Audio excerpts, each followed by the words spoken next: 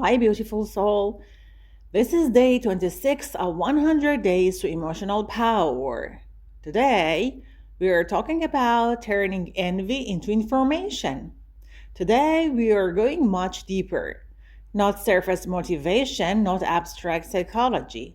We are going to dissect envy in a way that makes it usable, practical, and transformative.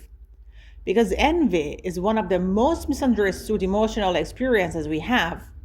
Most people either deny it or drown in it. Very few people study it, and when you study it, it becomes one of the most accurate diagnostic tools for your unlived life. Let us begin with radical honesty. Envy feels uncomfortable because it exposes desire without permission. It reveals what you want but have not yet claimed. It shows you a version of yourself that exists in potential but not yet in action. And instead of saying this is guidance, we say this is ugly, I should not feel it.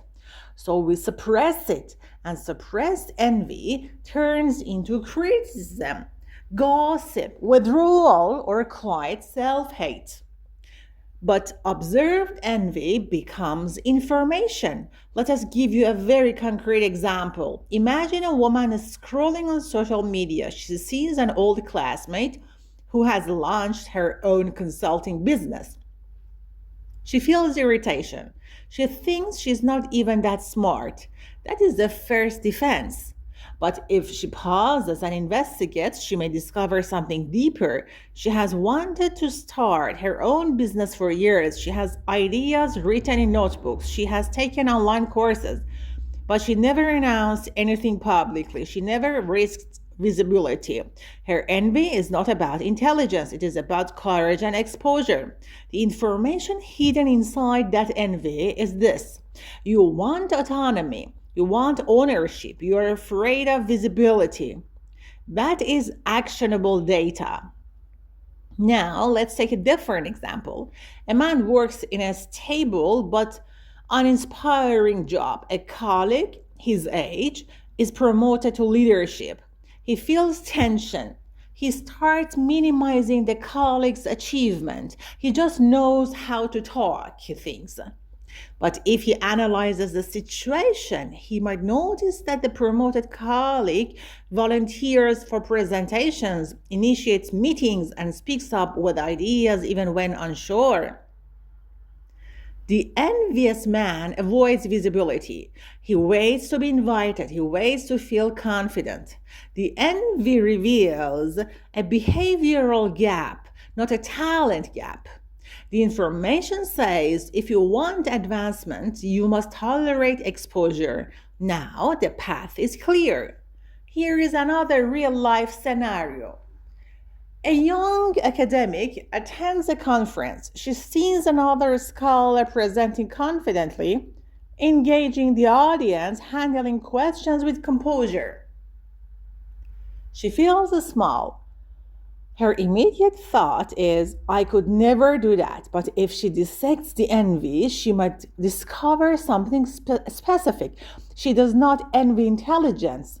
She envies composure under pressure.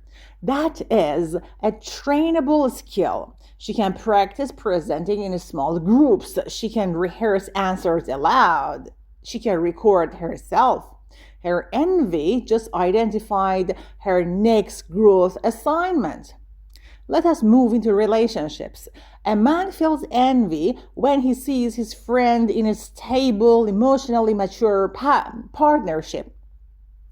Instead of acknowledging longing, he criticizes relationships in general. But if he sits quietly and asks, what exactly hurts? He may realize he desires emotional safety. He desires consistency. He desires being chosen. That envy becomes information about his relational standards. Now, instead of dismissing it, he can examine his dating patterns. Does he choose emotionally unavailable partners? Does he avoid vulnerability? Envy just revealed misalignment. Another example is A woman feels envy toward a friend who seems physically fit and energetic. She says to herself she has good genetics, but when she observes closely, she sees discipline. The friend wakes up early 3 times a week to train. She prepares meals. She sleeps consistently. The envy is not about genetics, it is about discipline. Now, the woman has a choice. She can continue dismissing it, or she can adopt one micro habit. One 20-minute walk per day, one consistent bedtime. Envy becomes a behavioral blueprint. Now, let us examine a subtler example. You attend a gathering. Someone speaks confidently, takes up space, expresses opinions without apologizing. You feel discomfort, maybe even irritation. What are you actually envying? Often it is permission to exist without shrinking, permission to disagree without panic, permission to be visible without over explaining. That discomfort is your nervous system reacting to someone living in a way you have not yet allowed yourself to live. This is critical. We often envy traits that were discouraging us. If you were taught to be quiet, you may envy boldness. If you were taught not to outshine others, you may envy ambition. If you were taught to prioritize stability, you may envy risk takers. The intensity of your envy often correlates with the intensity of your repression. Let us go even deeper. Consider someone who envies public recognition, awards, applause, followers. If they examine it honestly, they might discover that what they truly crave is impact. They want their work to matter. They want acknowledgement that their effort has meaning. Now the strategy shifts. Instead of chasing attention randomly, they can focus on producing consistent, valuable work. Envy has clarified the emotional need beneath the surface desire. Here is a powerful exercise I want to actually do. Think of the last 3 people who triggered envy in you. Write their names. Next to each name, write a specific quality that activated you, that activated envy in you. Not general success, but precise visibility, financial freedom, emotional maturity, social influence, academic prestige, physical discipline. And now ask, which of these qualities am I willing to develop? Because envy without willingness becomes resentment. Envy with willingness becomes transformation. Let me give you an example from a creative field. 2 writers graduate from the same program. One starts publishing articles online immediately, imperfect, raw, visible. The other waits until the writing feels perfect. Years later, the visible writer has built an audience. The waiting writer feels envy. The truth is not about talent, it is about exposure, tolerance. If the second writer uses envy as information, the strategy is clear. Publish consistently, even imperfectly. That is how envy becomes direction.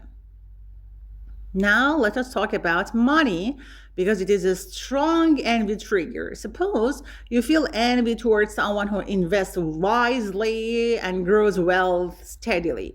Instead of labeling yourself as bad with money, analyze behavior. Do you track expenses? Do you educate yourself financially? Do you take calculated risks? Often the envious emotion hides a knowledge gap, and knowledge gaps can be closed. There is also envy related to lifestyle freedom. You see someone working remotely from different countries, you feel something tighten inside. Ask yourself, is it travel that I want or autonomy over time? Maybe you do not need a nomadic life. Maybe you need flexible hours. The core desire becomes clearer when you examine it. Another common form is intellectual envy. You hear someone articulate complex ideas effortlessly. Instead of shrinking, ask, How do they train their mind? Do they read daily? Write regularly? Debate often? Intellectual clarity is built through repetition. Your envy is simply highlighting a practice you have not yet adopted. Here is an important distinction. Envy is about wanting what someone else has. Jealousy is about fearing losing what you have. You are focusing on envy because envy contains aspiration. It points forward. I also want you to observe the physical sensation of envy: tightness, heat, contraction. Instead of reacting impulsively, pause, breathe, label, and say, "This is envy. It is showing me something." That pause transforms the emotion from reactive to reflective. And remember, the people you envy are not your enemies. They're your mirrors. They reveal dimensions of yourself that are waiting to be expressed. There's one more advanced layer. Sometimes envy reveals values you did not consciously admit. If you consistently envy people who prioritize health, it means vitality matters to you. If you envy people who publish books, intellectual contribution matters to you. If you envy people who speak multiple languages, global mobility matters to you. Envy is a value detector, but values require action to become identity. So every time envy appears, I want you to convert it into one measurable step. Send the email, apply for the program, start the savings account. Book the training session, record the video, publish the post, initiate the conversation. Small action dissolves toxic comparison.